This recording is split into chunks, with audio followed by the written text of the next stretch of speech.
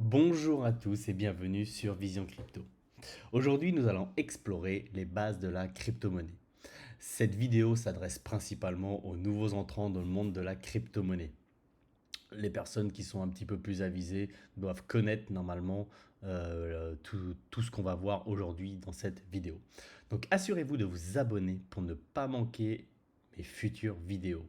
Mon but est de partir des bases pour me diriger vers toutes les possibilités de la crypto-monnaie. Alors si vous voulez apprendre pas à pas, vous êtes au bon endroit.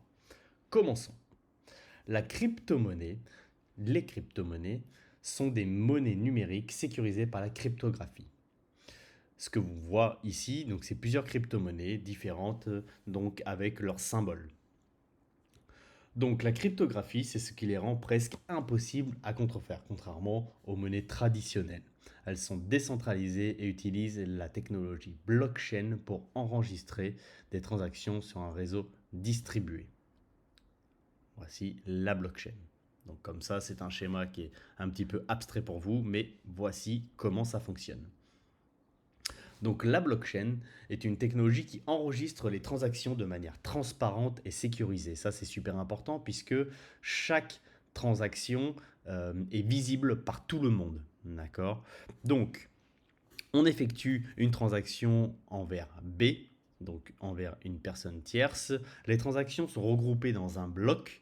Le bloc est validé par des nœuds du réseau au moyen de techniques cryptographiques. Alors là, ça peut paraître complètement abstrait, mais derrière, pour vulgariser un petit peu tout ça, il y a ce qu'on appelle des mineurs. Les mineurs sont des personnes qui vont faire tourner des machines, c'est-à-dire des PC, plutôt des cartes graphiques, pour ce qu'on appelle miner, donc faire des calculs, et donc justement pour valider ces blocs. D'accord. Et le gros avantage, pourquoi on dit que c'est décentralisé, c'est parce que des mineurs, il y en a partout dans le monde. Et le fait que ce ne soit pas juste une personne qui fasse l'opération, c'est totalement décentralisé. C'est pas centralisé avec une seule personne. D'accord. Donc c'est pour ça d'ailleurs que c'est extrêmement sécurisé parce que c'est pas une seule personne qui détient le minage, c'est vraiment démultiplié dans le monde entier. D'accord. Donc le bloc est validé par les nœuds du réseau au moyen de techniques cryptographiques. Le bloc est daté et ajouté à la chaîne de blocs, donc la blockchain, à laquelle tous les utilisateurs ont accès. Donc demain, si vous voulez remonter un an en arrière, par exemple, vous avez la possibilité sans aucun problème, tout est transparent. Et donc, la personne B reçoit la transaction de la personne A. Donc, cela rend la blockchain extrêmement sécurisée et cruciale pour le fonctionnement des crypto-monnaies.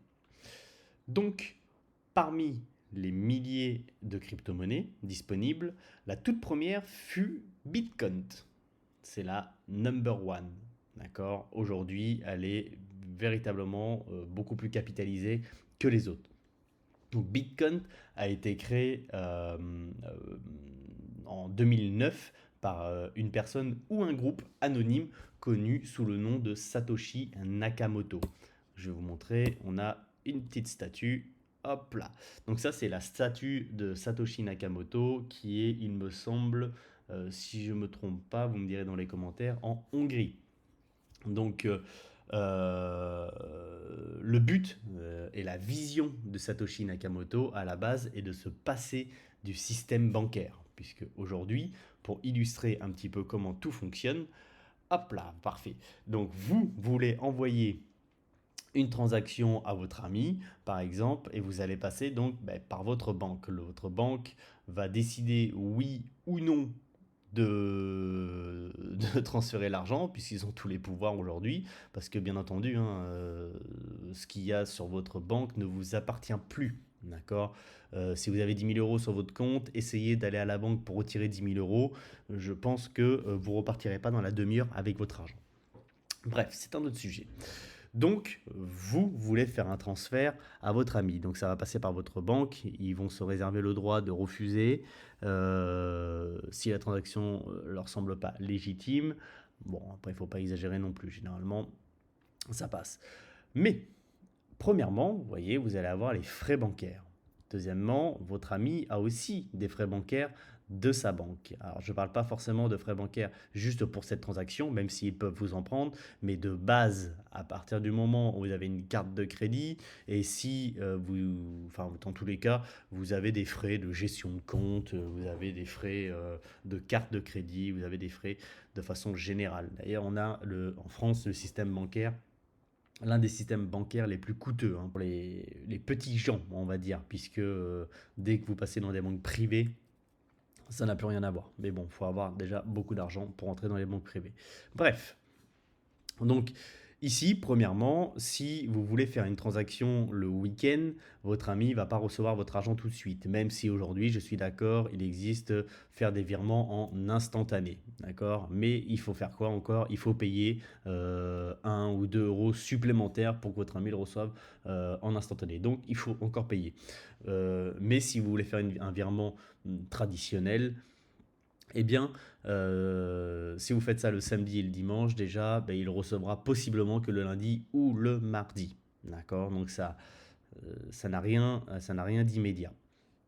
Deuxièmement, absolument tout ce que vous allez faire comme transaction, bien sûr, va être regardé par votre banque. Et au milieu, vous voyez, il y a marqué État et institution, puisque forcément, tout est absolument tracé, hein. On peut remonter 10 ans en arrière, on sait quelle transaction vous avez fait, quel virement, pour qui, comment, voilà, on saura absolument tout. D'accord. Donc aujourd'hui, vous payez quand même pour envoyer de l'argent à votre ami, vous payez des frais. D'accord. Donc vous payez une personne tierce. Aujourd'hui, avec le Bitcoin, eh bien, vous voyez, vous enlevez complètement l'intermédiaire. C'est-à-dire qu'aujourd'hui, vous voulez envoyer de l'argent à votre ami, eh bien, vous lui envoyez directement. Toc. Ici, vous allez avoir, donc déjà, vous n'avez aucune gestion. C'est-à-dire que demain, vous avez vos Bitcoins dans votre ledger. D'ailleurs, votre ledger, pour ceux qui ne connaissent pas, vous verrez dans la prochaine vidéo, ça sera expliqué. Donc, vous avez vos crypto-monnaies dans votre ledger et vous décidez d'envoyer un Bitcoin, par exemple, à votre ami. Donc, premièrement, vous payerez que sur la transaction. Vous allez avoir des frais. Donc, fees ou gaz, ce sont des termes qui traduisent les frais dans le monde de la crypto-monnaie. Donc, ça, c'est important. Fees ou gaz, c'est des choses que vous allez souvent voir. Vous aurez un petit lexique également, peut-être pas sous cette vidéo, mais je vais vous mettre un lexique à disposition avec les termes qu'il faut connaître.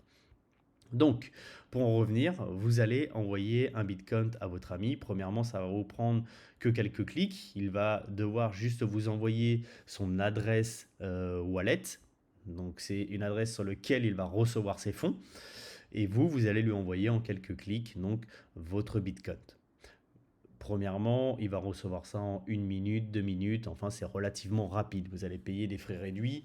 Alors les frais ne sont pas fixes, c'est-à-dire que ça va dépendre de la congestion du réseau. Pour simplifier, c'est simplement si il y a énormément de personnes qui font des transactions au même moment, les frais vont être plus élevés que si vous êtes tout seul, entre guillemets, à faire une transaction. Voilà. Plus la chaîne est congestionnée, plus on lui en demande, plus les frais vont être élevés. D'accord. Donc que vous soyez en plus le dimanche, le samedi ou n'importe, c'est quelque chose qui va recevoir relativement vite et donc la transaction sera effectuée rapidement. Bien entendu, là, c'est entre vous et votre ami. Le système bancaire n'a rien à voir dedans. Votre transaction, alors, est visible, oui, comme je l'ai dit au début, est visible absolument par tout le monde. Mais encore faut-il savoir que c'est vous et votre ami derrière les adresses des wallets. Donc, j'espère que je ne vous ai pas trop perdu là-dessus. Donc, voilà un petit peu comment ça fonctionne aujourd'hui. Si vous voulez que j'y vienne plus en profondeur ou si vous avez des questions, n'hésitez pas à me les poser en commentaire. Autre chose que Bitcoin, hop, il y a Ethereum. Ethereum, ça a été créé par Vitalik Buterin, donc célèbre notamment pour son contrat intelligent qui automatise certaines opérations sans intervention humaine, ce qu'on appelle les smart contracts. Donc Ethereum aujourd'hui donc, est la deuxième crypto-monnaie la plus capitalisée et permet à plein d'acteurs de construire sur la blockchain Ethereum. Alors ça, c'est un petit peu plus compliqué, un petit peu plus avancé. On va pas rentrer dans le détail aujourd'hui parce que sinon on va complètement vous perdre. Donc voilà pour cette vidéo, c'était vraiment les bases, c'est très rapide, hein, le but était vraiment de ne pas vous gaver d'informations non plus. Il faut vraiment que vous puissiez comprendre pas à pas parce que sinon ça va vous paraître trop lourd et je ne veux pas que vous vous abandonniez. Donc, merci beaucoup d'avoir regardé cette introduction aux crypto-monnaies. Mais c'est juste la pointe de l'iceberg. Dans une prochaine vidéo, nous parlerons de comment acheter et stocker vos crypto-monnaies ainsi que les risques associés. Restez connectés et n'oubliez pas de vous abonner pour plus d'informations. Si vous avez des questions jusqu'ici, laissez-les dans les commentaires ci-dessous. Et je vous souhaite une très bonne journée. À très bientôt.